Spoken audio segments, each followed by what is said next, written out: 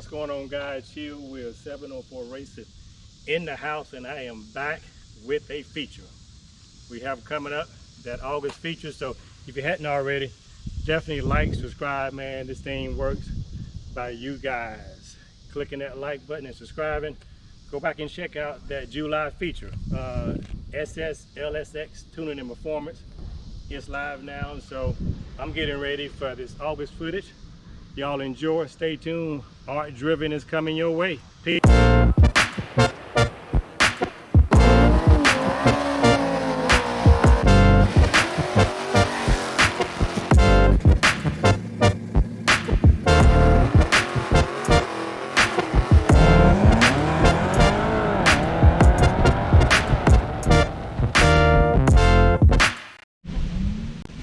Okay, what's going on, guys, man? Chill with 704 Racer. I am back in the house, man, and he goes by no other name than Frankie. Not a last name, Frankie is all we got. So Frankie, hey, I'm here with Frankie, guys. IT/videographer, photographer, and YouTuber, Art Driven. We're going to talk more about that. So Frankie, tell us a little bit about yourself.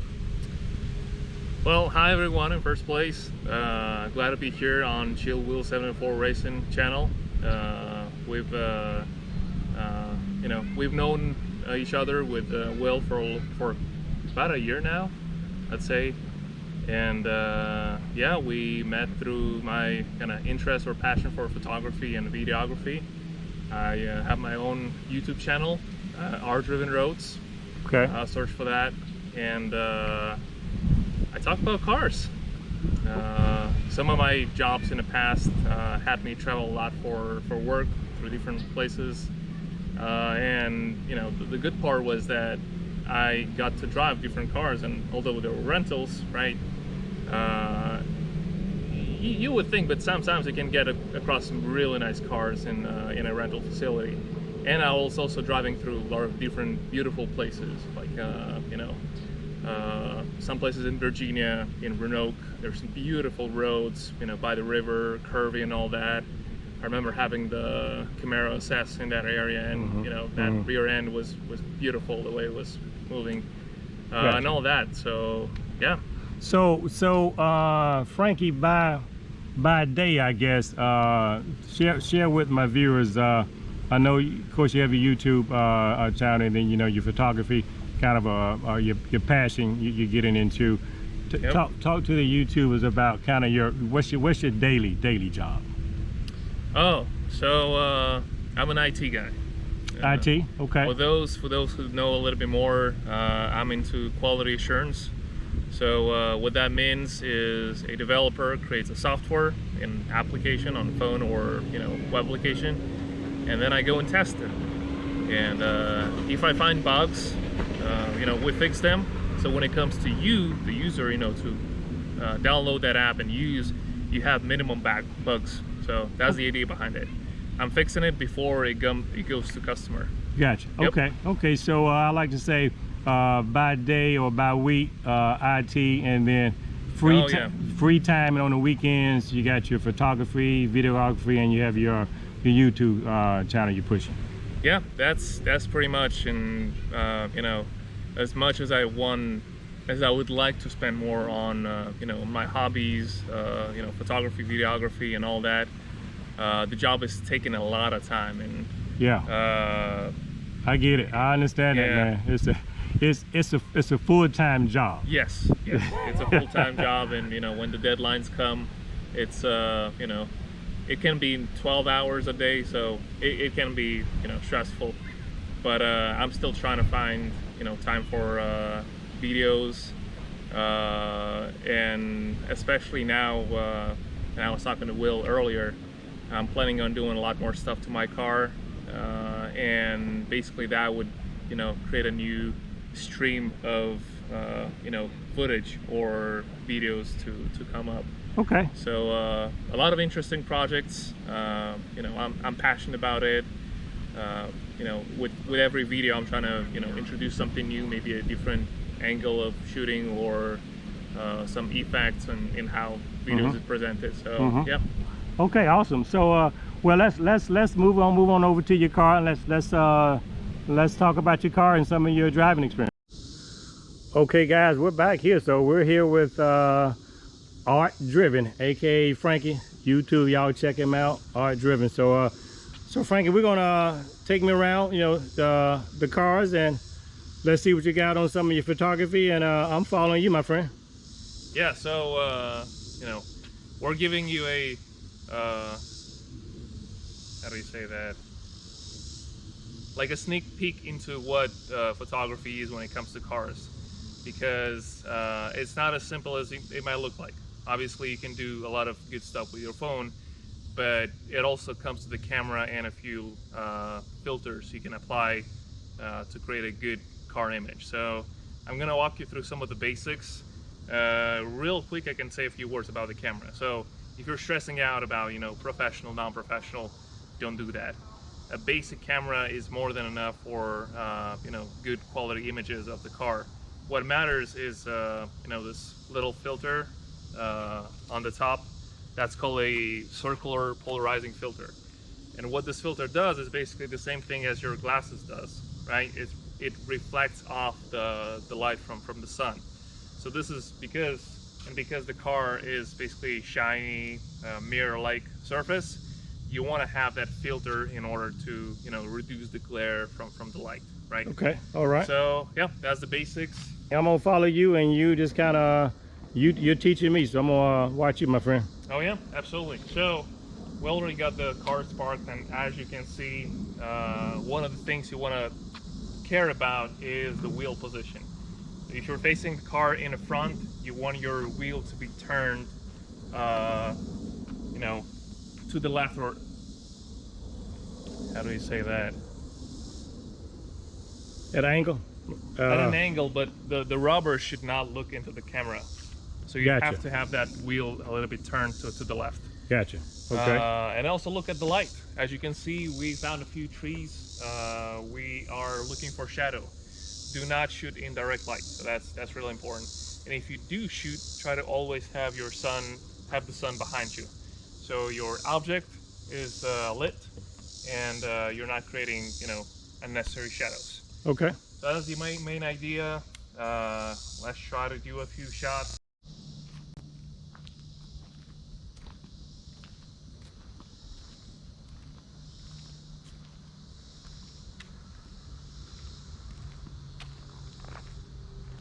Alright, so we're taking a few pictures right now, and as always, follow me and Chill Will 704 Racing on Instagram, because these pictures are going to be posted there, so you can actually see the results of basically what I'm talking about when I'm explaining how the lighting affects you know, your picture.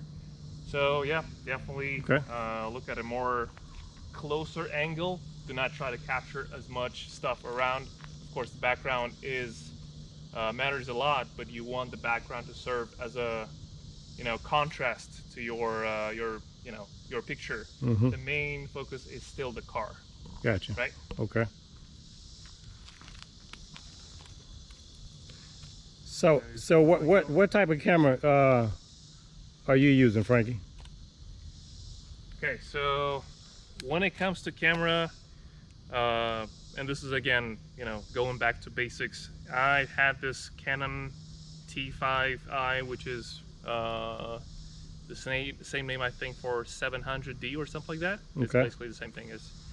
But I had this camera for 8 years. 8 years. So okay. Very basic entry level type of camera.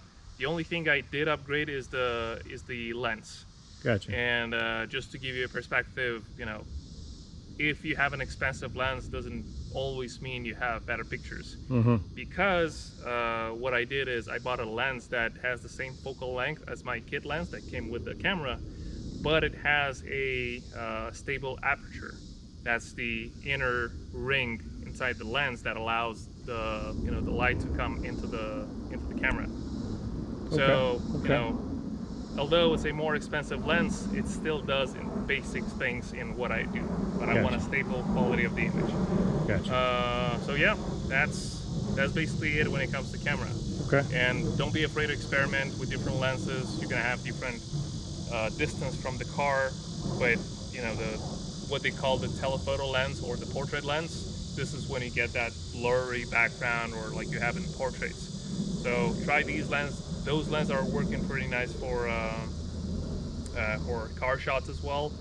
Don't try to use wide angle lens, because again, you're gonna have a bunch of stuff in the frame you may not necessarily need. So you want to focus on the car itself and how it's being reflected. Yeah. Okay. All right. Cool. All right. All right.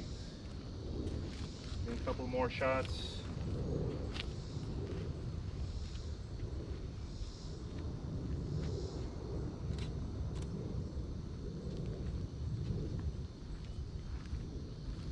It's actually nice to see Volvo next to Ford. Speaking about my car, which is the blue one on the left, that's a Ford Focus ST. In the United States, we're only got later, so the third generation of this car. But in Europe, the previous Focus ST generation came with an engine from Volvo, actually. Wow, interesting. It was a 5-cylinder turbocharged engine that went into ST and the RS. That's the European model. Wow. Okay. So, yeah. So let's stay here for a second. So, because obviously my followers can hear the accent. So, yeah. So, where are you from? Right. So, I moved to United States from Republic of Moldova. For those of you who don't know, that's between Ukraine and Romania, and that's Eastern Europe. Basically. Okay. Gotcha. Yeah. You can still hear my accent, but that doesn't stop me from, you know, making videos and talking a lot. Yes, yes, okay. Oh, I can hear you and understand you just fine now. Hopefully my followers can as well too. Y'all be sure to make some comments too. This is some great footage of Frankie showing us on videography and photography. So make some comments, please. Yeah, absolutely. So one thing I wanted to add about the fact that I came from Europe is the fact that it was interesting for me to distinguish the way the cars are sold in United States and the ones from Europe, because most of the time they are different, because these are different markets. When I came to United States, I was like, well, how come that, you know, the American Passat, for example, is, you know, not as nice as the one in Europe? Because the one in Europe, for example, is built on a newer platform, so it rides much better technology and all that. So that was another, you know, thing, or something I could bring in my videos, because I was able to compare what, you know, how cars are looking in Europe and how are they done here in the United States. Interesting, and I've heard that. Yeah, definitely from, you know, this kind of foreign cars, Europe, you know, etc. Cars seem to be, I guess you mentioned, I guess, quality and horsepower, speed, things of that nature seems to be a little different out of the United States. Oh yeah, yeah. I mean, even with today's prices, technically the gas in the United States is considered still cheaper than what's in Europe. And also Europe has taxes for engine displacement. So, you know, if here we still can have a lot of cars with, you know, big engines and large gas consumption. In Europe, you would start to pay taxes, and you know, so interesting. Again, yeah. Okay. That's just one of the, you know, comparison perspectives. Yeah. Cool. Okay. All right. So I guess what let's you know, we're, you know, art driven, so you drive a lot of different cars, so I guess let's take some time and let's go driving. Okay guys, chill wheel, we're back. I'm here with Art Driven. We're in the car now. So Art Driven, tell us about that again. And so you're driving experience different vehicles. Why that particular avenue, and how did that get started? So the way it started was basically my job sending me all over the country, mostly East Coast though.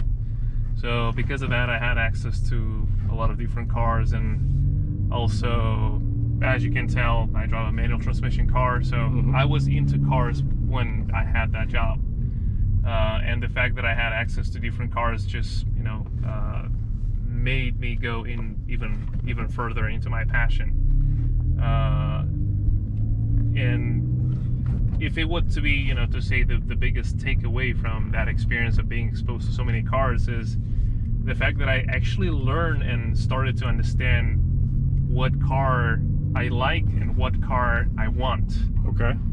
Which is not you know, simple because most of us just drive, you know, 1 or 2, 3 cars maybe.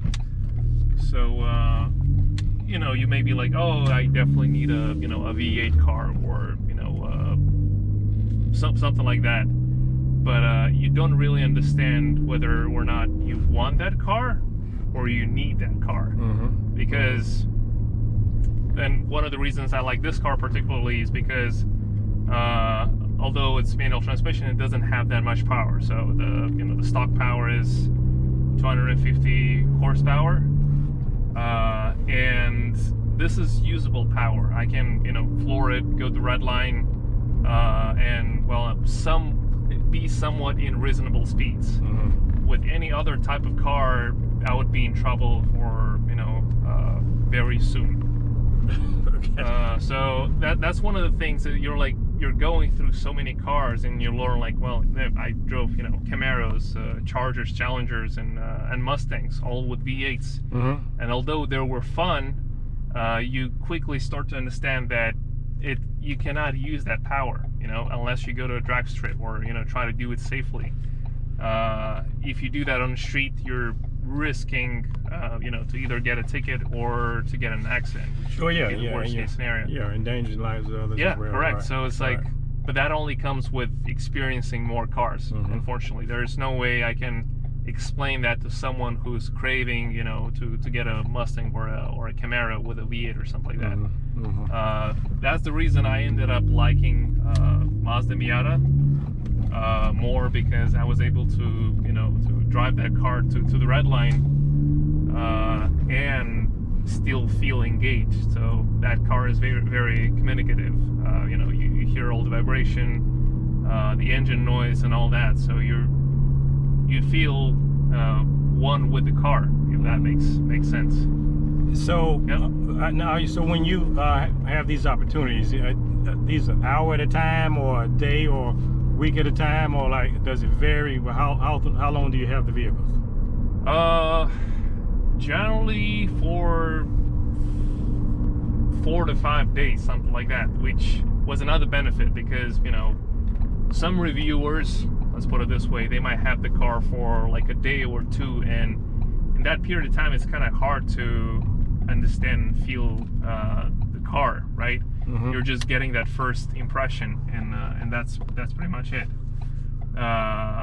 Where I had the car for much longer periods of time, and when you have the car for like 2-3 days, the car starts to feel like it's yours. What are some of the things you're looking for as you share with your YouTubers from Art.driven? What are things you're looking for that you kind of explain to the listeners? So, although I am a, you know, YouTuber, because that's the word today, I'm also looking, you know, watching all other YouTube channels speaking about cars, and what I've been always trying to do is to compensate or to add some of the information I did not heard myself when I was looking for information on a specific car. Okay. So I'm trying to. I see you downshifted on me on that. Were you downshifting? Yeah, that was heel toe. That was heel toe downshifting. So I'm pressing brake and gas at the same time with the clutch pedal. Okay, I got you. All right. Man, we had to take this to the drag strip, man. See what she can do. Okay, there we go. Yeah, it's a. I didn't know if y'all can hear that, or if you could see the movement, but yeah, he gave me a little taste in second gear. It's not anywhere close to the ZL1, but I would say for the street, it gives you that little, you know, and the thing excitement. the thing about, you know, it's low, quick, nimble, you know, so you know, it's lightweight, you know, so I'm sure it handles curves real well, I'm sure. Oh yeah. Well, there's a curve ahead. Okay, all right. I see. Basically, yeah, that's what these cars are known for. Okay. Nice.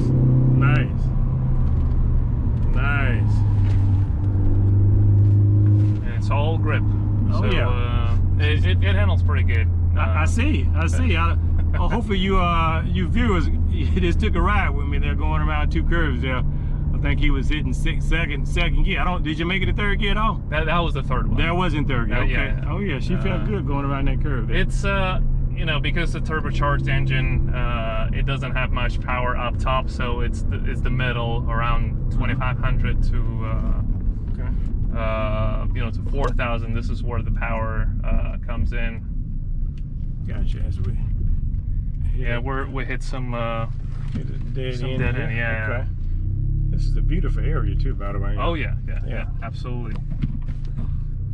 But yeah, I mean, as you can tell, small car, some nice power band, nothing too crazy, something you can actually use and enjoy on regular roads. Gotcha. And also because the manual transmission car, it's actually very rewarding to learn and get better at, you know, operating a manual transmission, because ideally when you know, learn well to downshift, hill toe downshift, or rev match, you're starting to operate a manual transmission as smooth as an automatic would be. So, you know, that don't have any jerking or something like that. So that's the long-term rewarding from you know, driving smoothly manual transmission. Gotcha. So your social media sites, tell us again from your Instagram. Let the viewers know about your taglines. Oh yeah, so my main, you know, presence in social media, that's YouTube. So look for Art.driven.roads, and it's same for Instagram. Instagram is actually the space where I'm dedicating it only for photography. So if you want to see that, you know, professional, commercial grade photography, car photography specifically, go to Instagram, subscribe, and you know, give any questions related to photography or videography. Gotcha. In this regard. Yeah. Okay, great. And of course, as always, guys, Chill Wheel 704 Racing. Y'all be sure to like and subscribe and share. Art has done a lot of my work as well on my page. You know, Instagram, Chill Wheel 704 Racing, same as YouTube. He and I been kind of working together, partnering for about a little more than a year. So he's helped me out with some of my car shows, events, as well as some other side ventures. So definitely check him out. And man, I appreciate the time, man. You coming out. Thanks, Will. It's always you know, pleasure to talking to you and you know, work together. You know, I guess the most recent example was a drag racing event. I never been to a drag racing event, but you know, because of you, through interaction with other people, and it was a really fun experience. Cool. You know, so I'm glad you enjoyed it, and I know this was a tough day for you. You know, being a videographer and a camera guy. I'm in control today. I'm filming him, so that was a unique experience. The filming the photographer, and he is on camera. Yeah, very unusual for me. So thanks all for watching, and yeah, we'll see you next time. Cool.